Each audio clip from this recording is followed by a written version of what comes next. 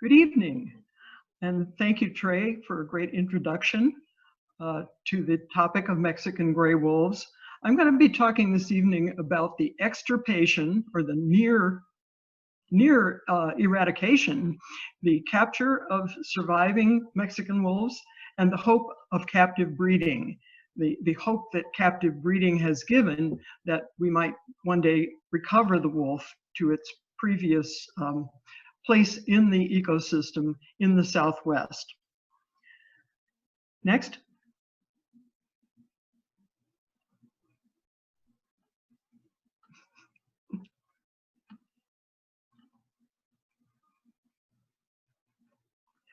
When Europeans began to colonize North America, they brought with them their domestic livestock, including sheep, cattle, and horses and goats.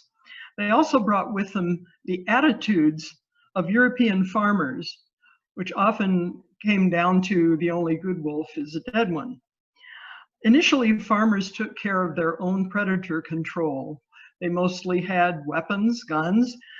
They knew how to use them.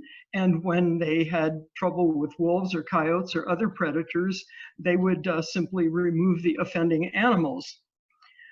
After a large number of cattle came into the Southwest after the Civil War, however, the owners of livestock formed associations, interest groups like cattle growers and sheep growers associations. And these groups would go to the county government or the state government and try to get them to establish bounties on predatory animals. And they were successful in doing that. However, the bounties weren't completely successful in accomplishing the goals of these organizations, because bounty hunters had a vested interest in maintaining a few living animals at the end of each season so that they could breed in the next breeding season in the spring, and then there would be more predators so that they could go out and repeat the process and collect bounties. So it was not entirely a successful operation. How much more efficient it would be, they thought, if they could have wolfers, people who would go shoot, trap, and poison wolves and coyotes and other predators on salary from the federal government, who would do the job, and they wouldn't have this interest in leaving a bunch of wolf pairs in a given area, because they could probably go somewhere else during the next season, and that way they would be able to collect bounties again there. Meanwhile, or collect their salaries, and meanwhile, the particular farmers and ranchers in the area where they had been working would be much better off. At least that was their perception. Predator control of this nature by the federal government began in earnest in 1915. And by the 1930s, they had pretty well reduced the lobo to near extinction. Once wolves were almost totally wiped out in the United States, the federal government sent wolfers, some of these agents, on salary across the border into Mexico to begin to take care of the Mexican wolves that were still roaming the landscape south of the border. They did this partly as a sort of perverse foreign aid. They also did it. There were a number of large American landowners in Mexico and people with cattle and that sort of thing. So it was partially for their benefit as well. This photo shows two US agents.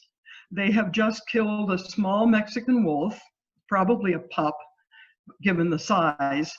And according to the source from whom I got the photo, he doesn't know exactly who took the picture, but he knows that the provenance is that it was taken in Mexico, probably in about the 1950s. Next.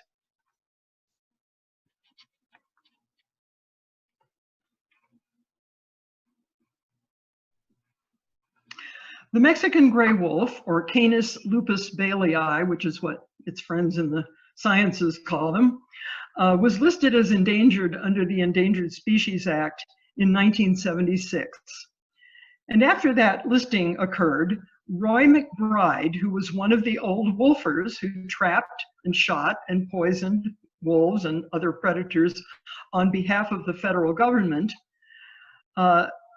prior to their being listed, was sent to Mexico by the U.S. Fish and Wildlife Service after listing in order to capture as many lobos as he could to begin a captive breeding program. He succeeded in capturing alive only 5 wolves. It's all he could find, and he worked for several years from about 1977 to 1980. And those 5 wolves some of them were actually related to one another. So the genetic profile of this group of wolves was rather limited. Next. Only one of the 5 wolves captured by Roy McBride was a female, number 5, also known as Nina.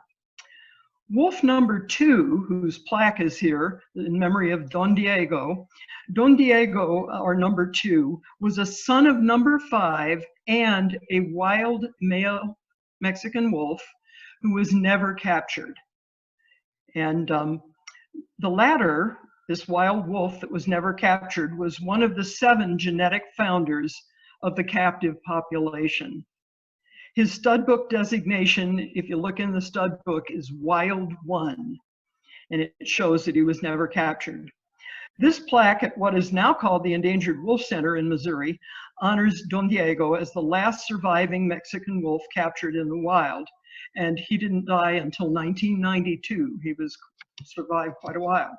Next. This is Nina, the only female among the 5 Mexican wolves captured in Mexico by Roy McBride. She was caught in the state of Durango in March 1978. And then she was taken to the Arizona Sonora Desert Museum in Tucson. If there are any Tucson people listening, many of you may have been there. It's a neat place. She was given the stud book number 5.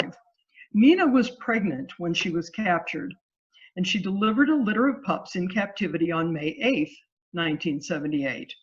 Her wild mate, as we said, was never captured.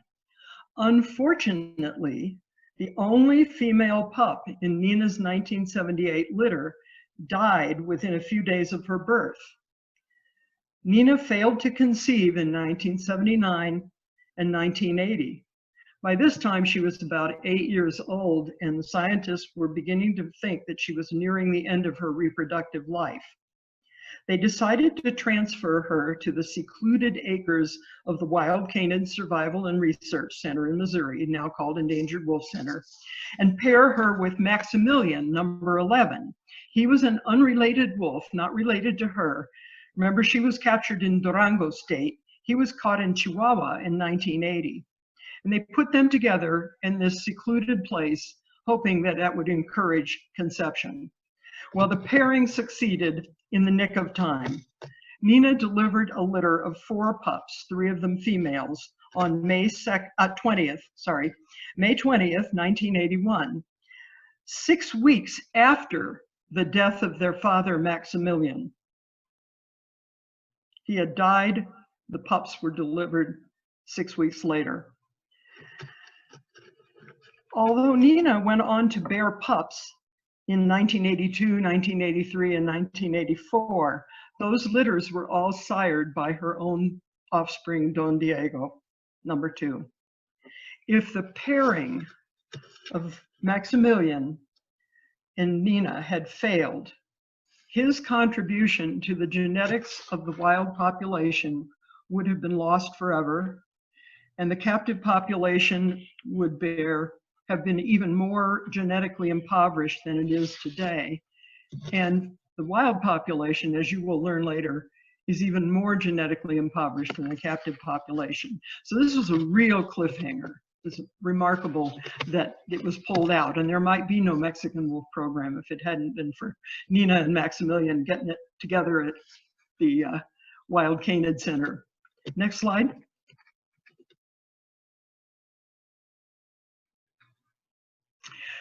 You often hear from some critics of the Mexican wolf reintroduction program that if you release adult wolves, captive wolves from the, adult ones from the captive population, they will never succeed in the wild because they're raised in zoos or they are habituated to humans. Take a look at this photo and see how many wolves you see in it.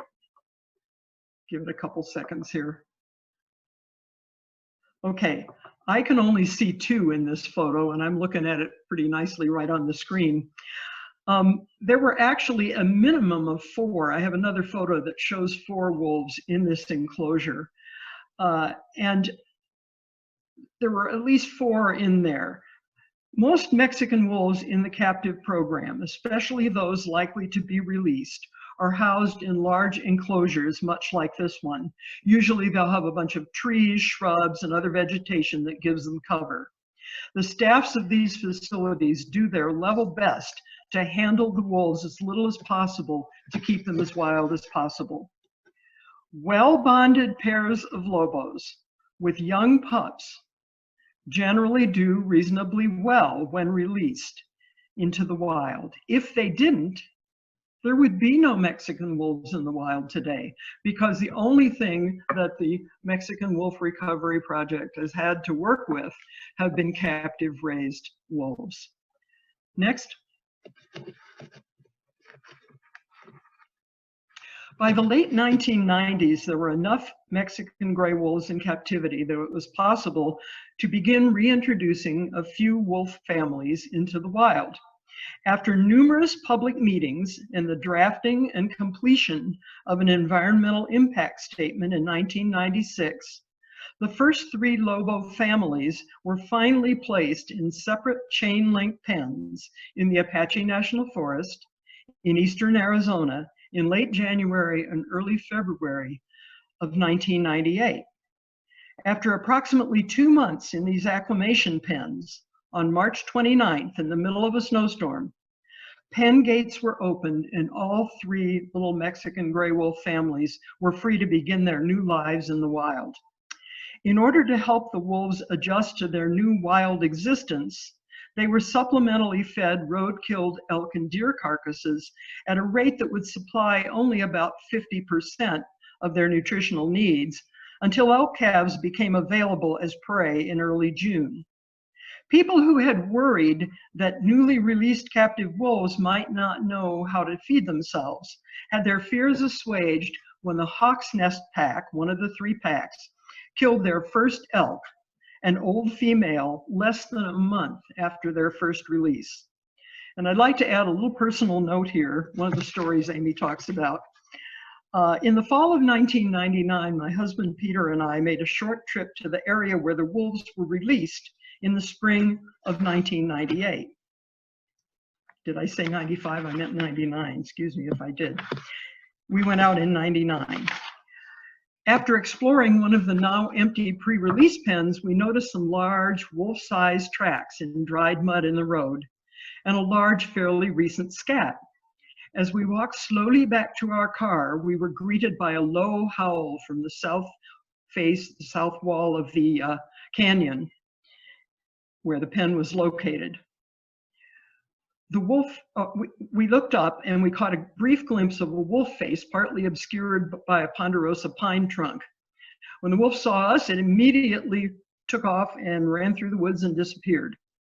When we reached the main road, a law enforcement officer from the Fish and Wildlife Service who was there and had a telemetry receiver confirmed that the wolf we had seen was none other than the Hawk's Nest alpha male, AM131.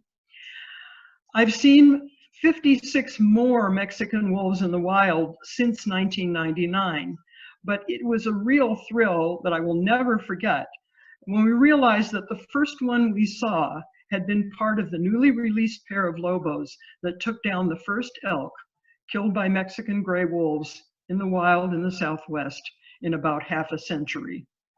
Next.